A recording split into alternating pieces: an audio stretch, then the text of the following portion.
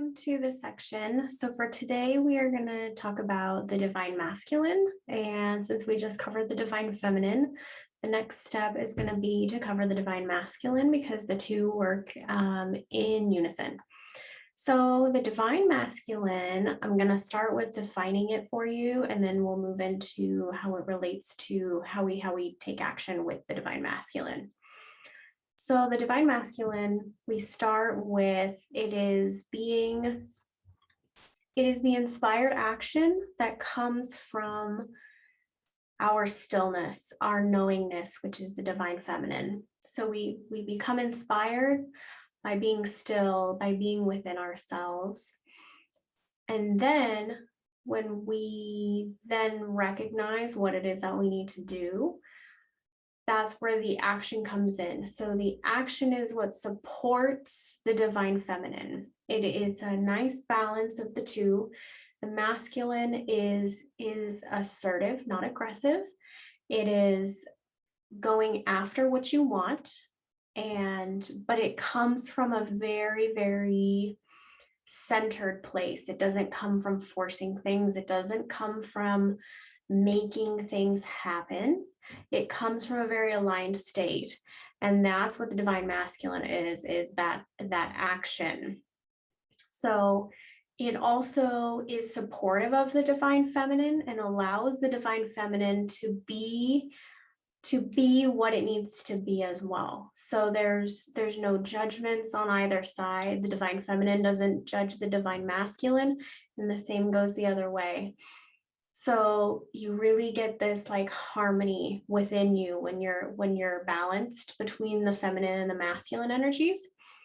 But the masculine is much more about bringing things to life, creating your reality, and being the manifester that you are.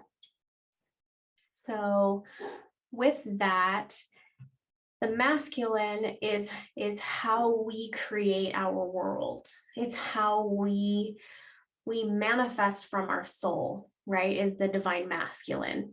It comes through our soul from our higher self, and then which is the divine feminine, right? But it comes through us as the masculine, because the masculine is how we create it. It's okay, what steps are needed to be taken in order to get from A to B to C to D. So it is quite that simple. So I'd like to go into, now that we kind of understand what the divine masculine's role is, and talk about making choices from an aligned state. So instead of making choices from states of fear, states of anger, we make choices from our soul.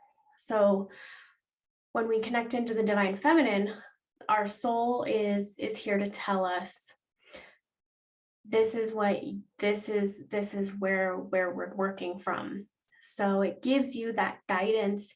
It's your intuition. It's giving you the information that you need to make the next step in your journey.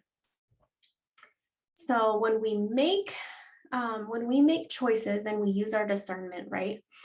Instead of making rational choices or irrational choices, we want to make choices through our hearts. So instead of, when we're faced with making decisions in general, like how do I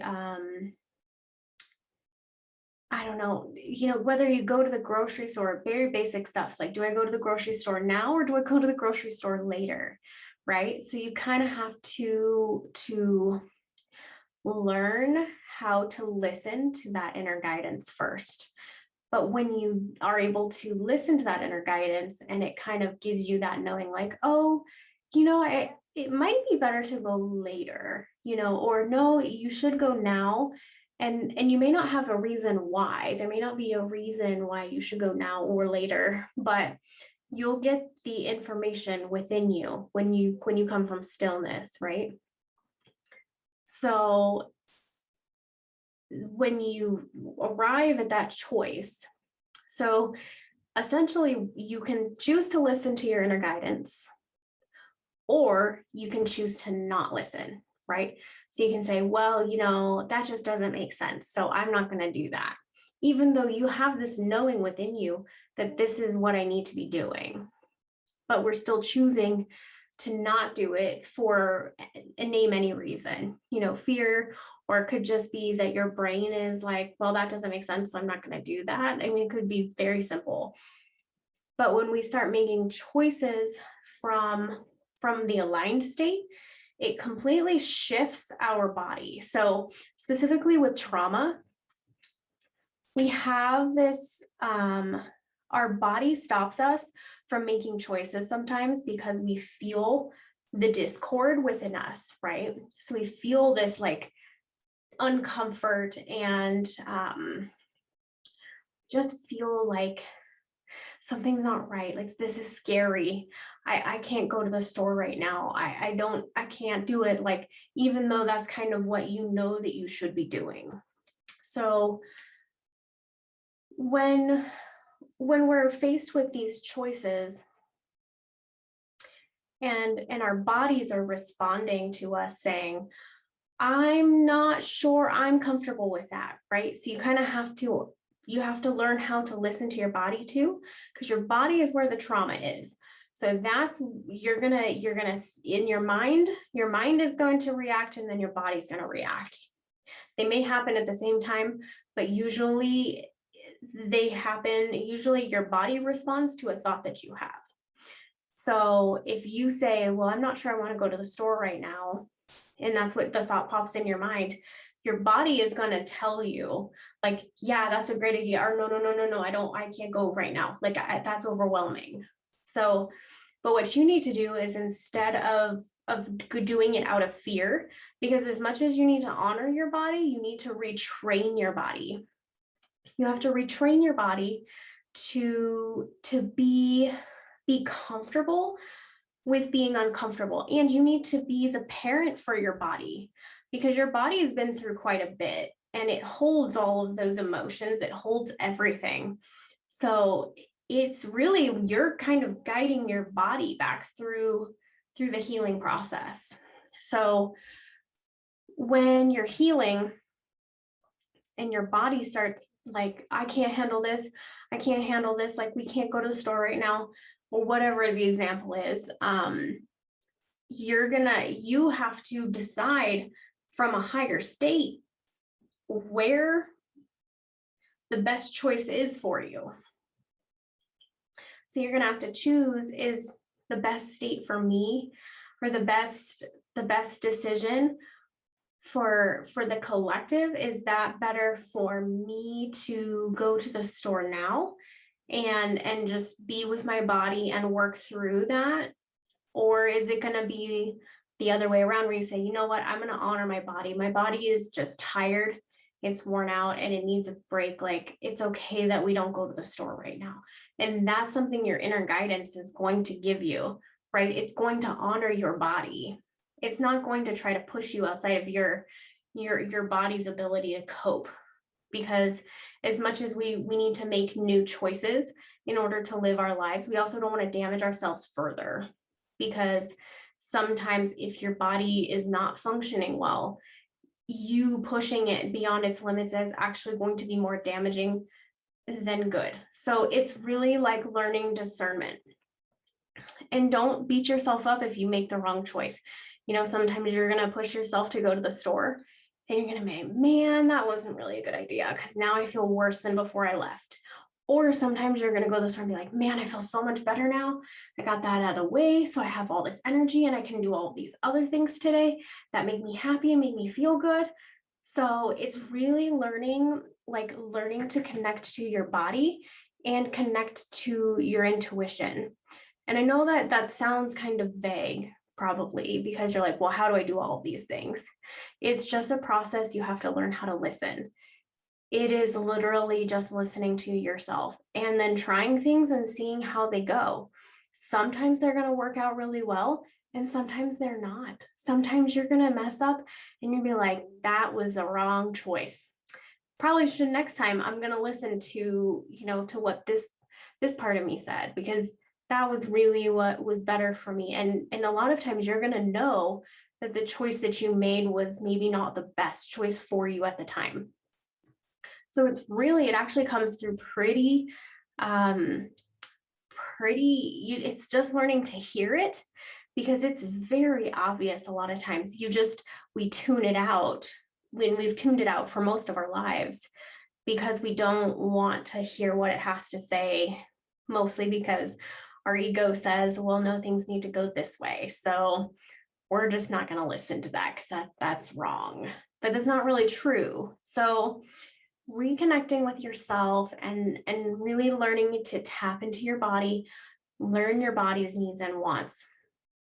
That is key to that is really key to pretty much all of this, learning your body and learning your inner guidance. And your inner guidance will always be respectful of the human body. It's not going to ever, your ego might push you, but your inner guidance is never, it will be kind and understanding. Like, it's okay if you don't do that today. It's okay that you don't have the energy to go to the store, even though that's probably the best option. It will never, ever make fun of you or make you feel like, your inner guidance is not about, it's not about being mean to yourself. That's that inner guidance is that love that we all need. That's really what the inner guidance is it's love. We learn to love ourselves. So we learn to listen to the part of ourselves that loves us. So that way we can be better and we can do better here. And we can be supportive of our body and our mind and our soul all together, right? It's all those things all together.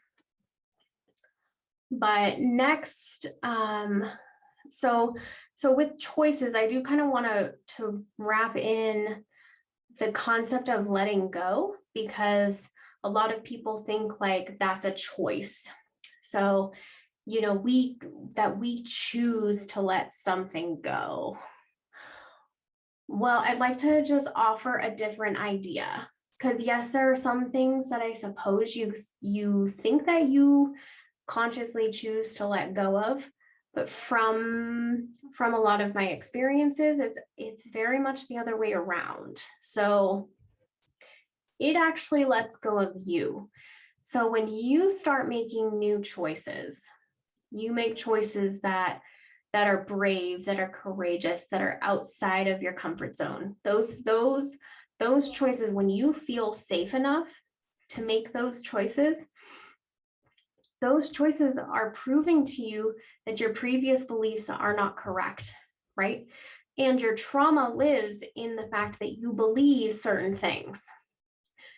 So when you actually make choices that are very different from what you believe, then you're making those new choices, and it's literally rewiring your system.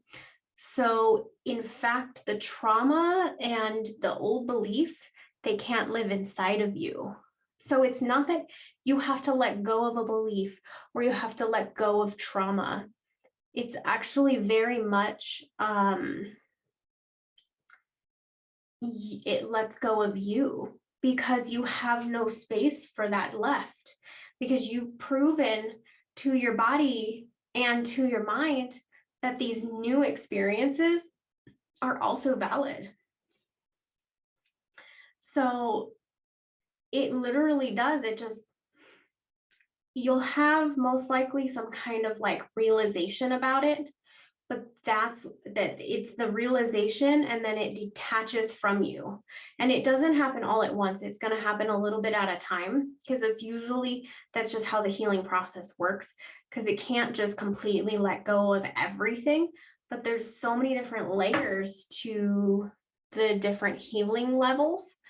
And so even if you're only healing one specific issue, it's got multiple layers to it, right? So we start off with this base level, or like the surface level, right? And we kind of like peel it away like an onion until you get to the core. Well, that core issue, once that's revealed and it all happens for you naturally. You don't have to like go out and search for it. You do have to question things, and you kind of have to be a participant. You have to be willing to look at things, but you don't have to be like, well, I have to fix this right now. Like, no, you can, it'll work itself through you. And that's what I mean about letting go. Like, you don't have to let things go. You don't have to figure out why everything happens so that way it'll, you can let it go. Well, like, you don't actually let it go. Plus, has it ever worked? Have you ever tried to let something go and then you come back and you're like, oh, it's still there? Well, yeah, because it's like you're trying to deny it. And really whatever your trauma or whatever is lingering within you that you're trying to get rid of and let go of really just wants to be heard and understood and loved. So until you can do that enough to allow it to leave you because it feels safe enough, right? It will literally evaporate out of you because you've taken the time to listen to it. So it leaves you no longer have the space within your energetic body and your physical body for that type of energy. So it will leave you whenever it is that you're ready. So I just wanted to bring that part up as well, because that is kind of a lot of making choices, because we make choices thinking that we have to force something to happen. And yes, we do have to push ourselves outside of our comfort zones here and there. But we can't continue to really, force everything to happen. So yes, you make choices, you're making new choices. You're pushing yourself outside your comfort zone a little bit, but it's just baby steps. It's not big stuff. So just remember that with the new choices that you're making, yes, they're important because they're proving to yourself. You also need to listen to the inner guidance and tells you that, hey, I'm okay, right? And you have to listen to that and understand that it doesn't, whatever choice you end up making, it's okay. Just know that some choices are going to be more beneficial for you in certain respects, and some are going to be less beneficial. So if you can push yourself outside the comfort zone a little bit here and there, you'll gradually build that proof to yourself that you're gonna be okay, and you're gonna make it no matter what. And that's what ultimately, that's the goal, right? So continue making the new choices. I do have an exercise for you. So we're gonna work on making new choices and how to do that from a very loving, heart-centered place, not from a forceful place. And as we make new choices, that's how we change our lives, because we do have to take action in our lives. Our lives are not going to happen for us. A lot of things happen for us, but we have to consciously choose what we're going to allow in our life. And we do it from our hearts, and we do it from our soul. So when those choices come through, we need to understand how to make those from an aligned state, not from a state of fear or just